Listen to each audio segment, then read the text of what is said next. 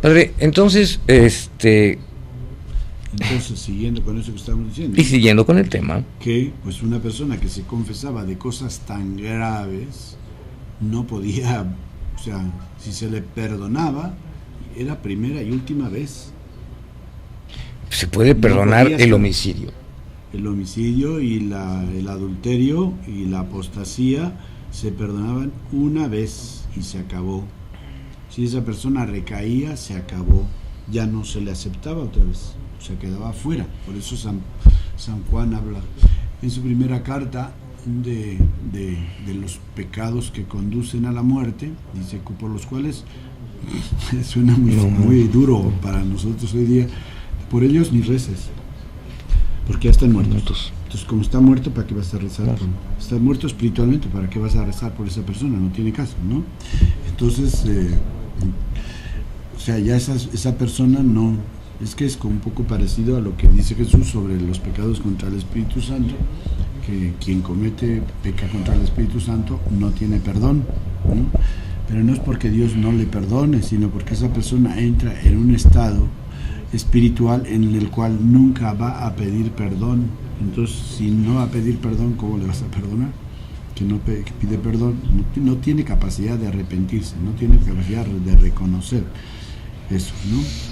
De reconocer la acción de Dios en su vida, etcétera, como cuando le decían a Jesús que hacía milagros por el poder del demonio, ¿no? Pues eso es un pecado contra el Espíritu Santo, porque es no reconocer la acción de Dios a través de Jesucristo. ¿Qué remedio tiene esa persona? Pues mientras no, o sea, es una conversión muy radical para que esa persona, mientras esté en esa condición, pues no tiene perdón.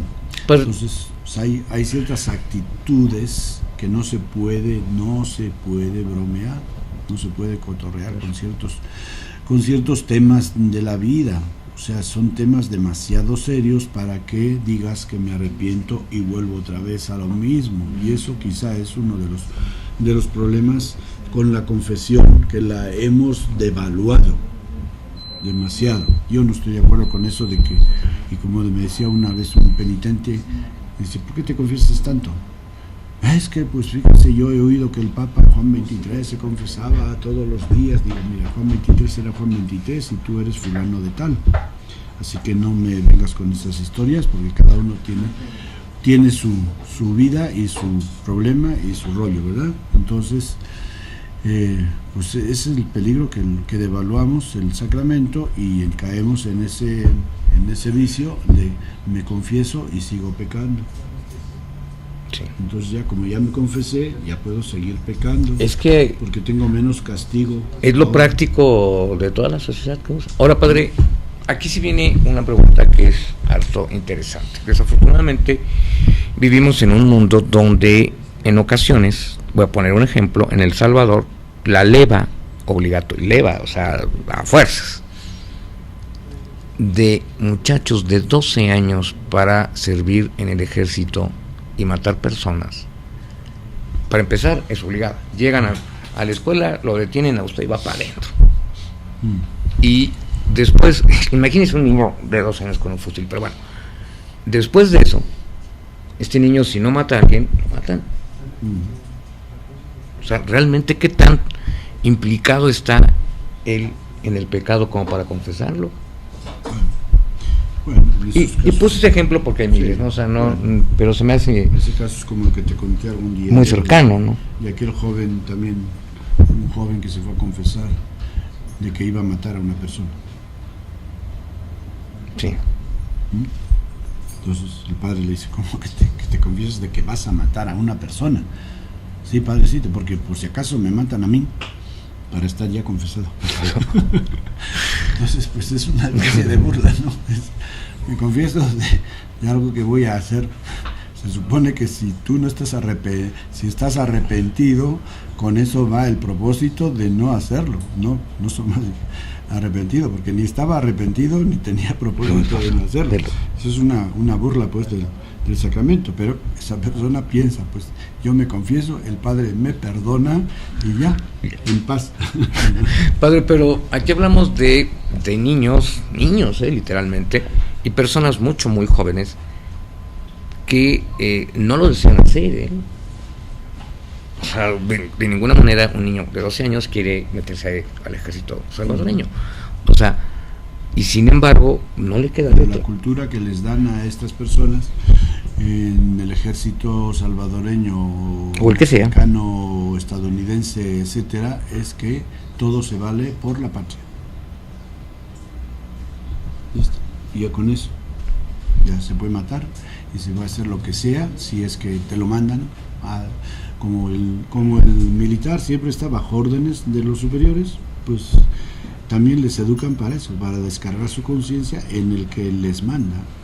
Y esas personas humana y espiritualmente tiene responsabilidad, ¿o no? Sí tiene, claro que tiene, pero es que entonces si ahondamos más, ¿sabes a dónde llegamos? A que no tenía que haber ejércitos. Totalmente de acuerdo. Entonces, son una vergüenza. Los ejércitos no son justificables por ninguna ley, ni natural ni positiva. Son un invento del ser humano para apabullar a los indefensos, a imponerse para ellos. No tiene justificación. Ese es su origen. Entonces, por eso todos son secretarías de defensa. No hay ninguna secretaría de ofensa. Todos son secretarías de defensa. Entonces todo el mundo se está defendiendo. Y claro, como según la ley natural, pues tú te puedes defender, porque es un instinto humano irrenunciable de que ante un agresor injusto tú te puedes defender. Entonces ya ves como ya hay un lavado de cerebro ahí desde el inicio. ¿Cómo no? Entonces, toda persona que entra en las filas de un ejército, sea de cualquier país que sea, ya se encargan de quitarle la conciencia para que pueda hacer las barbaridades que sea por causa de tu país. Porque el tema de que los romanos adoraban al emperador y en el emperador estaba el imperio romano, eso se repite hoy día de una manera más disimulada, pero es igual. O sea, cuando uno jura bandera, que es uno de los ritos, ¿no?, que tienen en los ejércitos, pues ¿qué le enseñan? Es que esa es tu madre, la patria, y la vas a besar y la vas a dar por ella tu vida, ¿no? Y por tu madre, pues claro, cualquier hijo bien criado por su madre puede hacer cualquier cosa. Sí, estoy de acuerdo, pero pues ahí está. Entonces esos niños, ¿qué problema? Nada. A esos niños en 4 días, en 4 horas les lavan el cerebro y les quitan toda la conciencia de culpa y de pecado. Hijo, pues que eso está gravísimo. Pues es gravísimo, pues por eso pasa lo que pasa. ¿Tú te crees que los judíos, cuántos judíos tendrán? El otro día me mandaron una foto de un rabino cargando a un niño con la bandera palestina. Sí. O sea, ¿cuántos israelitas tienen conciencia de que el Estado está, o que el gobierno de Israel está masacrando al pueblo palestino? Pero cuidado, y lo digan porque hay más de 500 detenidos y desaparecidos por el gobierno israelita, ¿eh? Aquellos israelitas que se manifestaron en contra, están en el bote. Pues como pasaba en España cuando existía el servicio militar obligatorio, el que tenía objeción de conciencia de no ir al servicio militar, pues, al bote, o tenía que hacer un servicio social no de 14 meses sino de 18.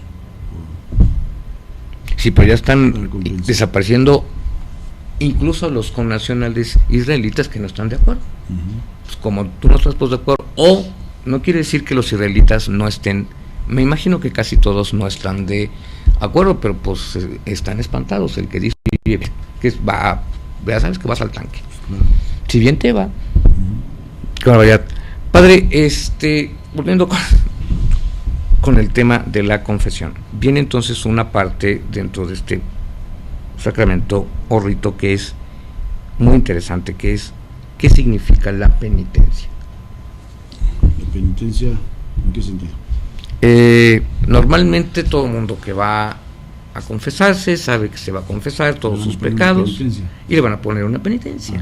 Bueno. ¿Qué significa la idea de la penitencia? Pues la idea, digamos, originalmente la idea de la penitencia es compensar por la pena que tú mereces.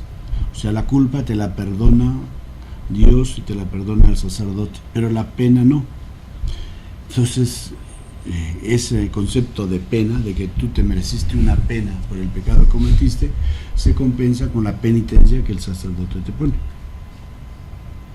Entonces, hoy día eso está en cuestionamiento. O sea, yo creo que son muchos los sacerdotes que no creemos que exista tal pena que uno tenga que pagar por los pecados, porque Dios perdona totalmente. Dios no te dice, te perdono, pero me la vas a pagar. No. ¿Eso a quién le cambia la cosa? ¿Qué le dijo Jesús al buen ladrón? Hoy estarás conmigo en el paraíso. ¿Dónde está la pena? ¿Qué pena le impuso Jesús? Ninguna.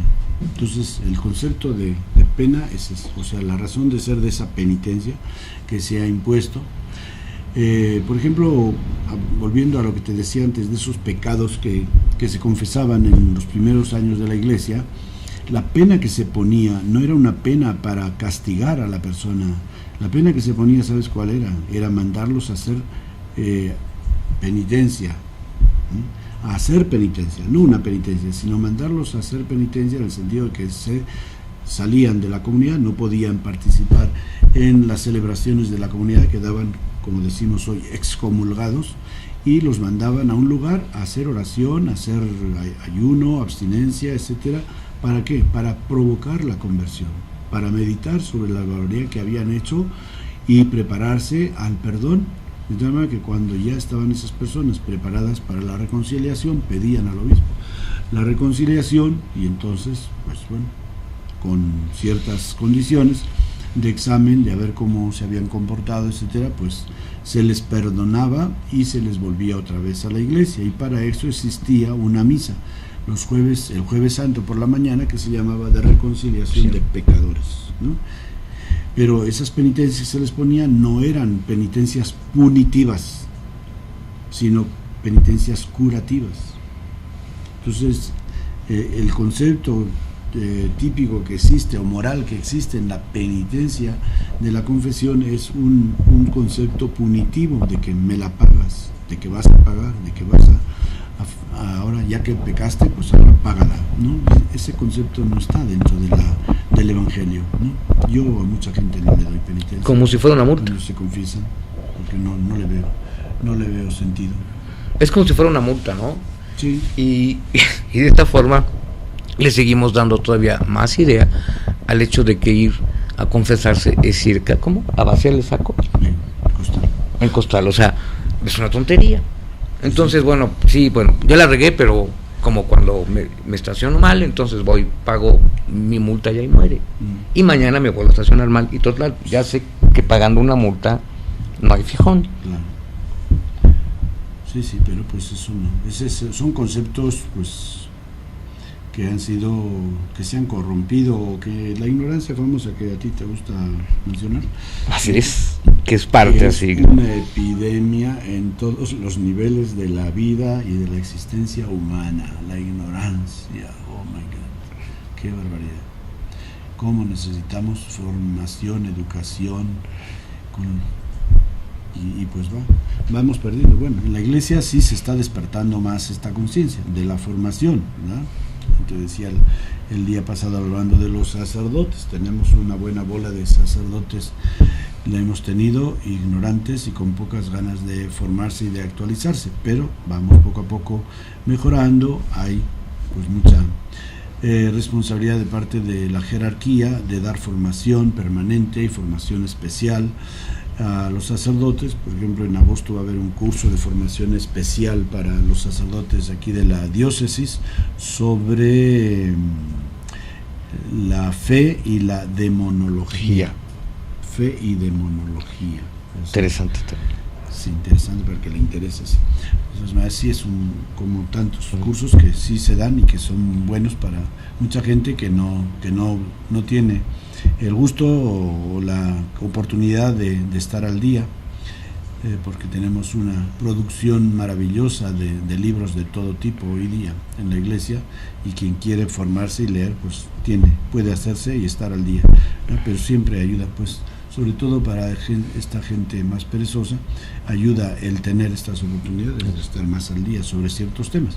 Entonces sí, la iglesia está empeñada en la formación permanente de los sacerdotes, etcétera, pero sí es uno de los problemas que tenemos a todos los niveles, la ignorancia del concepto del pecado, etcétera, y a los jóvenes pues sí se les da una preparación especial cuando se van a ordenar sacerdotes sobre el sacramento de la reconciliación, la pastoral de la reconciliación, etcétera, porque sí es cosa seria y es importante pues este concepto de que el perdón lleva consigo la reconciliación y la reconciliación lleva consigo el cambio de vida.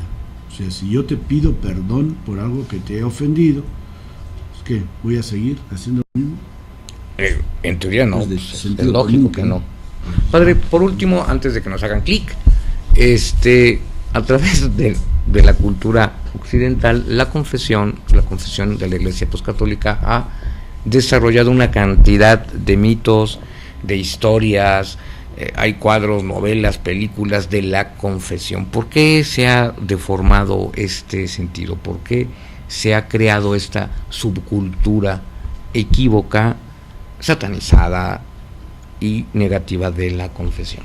Pues es que todo, ¿no? Se habla, igual puedes hablar de la misa en ese sentido, ¿no? Cuando no se entiende, cuando no se explica adecuadamente, cuando no se instruye al pueblo y se le actualiza, pues todo eso se va. Tú sabes cuál es la razón de ser de la superstición. La ignorancia. ¿Y cuál es la consecuencia de la ignorancia? Pues superstición. Pues sí. Superstición es la consecuencia de la ignorancia, y la superstición y la ignorancia es la causa de la superstición, ¿no? Entonces están junto con pegado, ¿no? Entonces en ese sentido, pues claro, cuando no ha habido una buena formación, una buena catequesis de niños y mayores sobre estos sacramentos, que deben de irse dando una actualización, porque lo que tú entendiste de niño pues no es lo mismo que lo que te estoy diciendo yo ahora, ¿verdad? No, claro. Entonces, pero ¿cuánta gente puede escuchar estas cosas? ¿Cuántas veces se lo explicamos en la iglesia? Pues pocas veces, y cuando lo explicamos no escuchan, no entienden. Porque yo de niño aprendí otra cosa, ¿no? Y hay gente que te viene de 60 años, 70 años y dice, es que yo de niño me enseñaron tal cosa.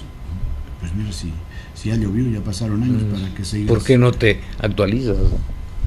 Pero pues va ahí todo junto, ¿no? La falta de interés, la complacencia religiosa del menor esfuerzo, y también pues de parte de nosotros que no hay un sistema de formación religiosa adecuada, actualizada para nuestros laicos. En parte, pues bueno, hay muchas razones, porque las multitudes, pues si fuéramos grupos pequeños, pues sería fácil, posible, pero en multitudes tan grandes, pues la verdad es muy difícil el mantener una iglesia católica mentalizada de acuerdo con lo que la iglesia debe ser hoy para el mundo. Pues de hecho ese es el llamamiento de su Santidad Francisco. Pues sí, es que nos va la vida ahí. Pues sí, lógico. Nos va la vida, es decir, nos va la vida en el sentido de que estamos decidiendo de que si la iglesia tiene sentido o no tiene sentido hoy en el mundo, y estamos trabajando fuertemente para que no tenga sentido. Sí. Entonces, al paso que vamos, pues va a llegar un momento en que sí, la iglesia va a ser un pequeño grupo, y vamos a tener que comenzar de nuevo con una mentalidad diferente, presentando otra imagen de iglesia, más evangélica, más reconciliadora, más en el plan de ofrecer, ¿no? Y no de exigir. Llevando la verdadera esencia de las palabras de Jesús de Nazaret, que es su verdadera razón, ¿eh? Sí, bueno, esa es mi opinión, por supuesto. Sí. Padre, muchísimas gracias. A todas las personas que nos ven allá en el otro lado del Atlántico, muy buenas noches, pásenla muy bien. A los que estamos aquí en América, muy buenas tardes, gracias por estar con nosotros, y los esperamos dentro de una semana como siempre, y como siempre también les recordamos paz y bien. Paz y bien.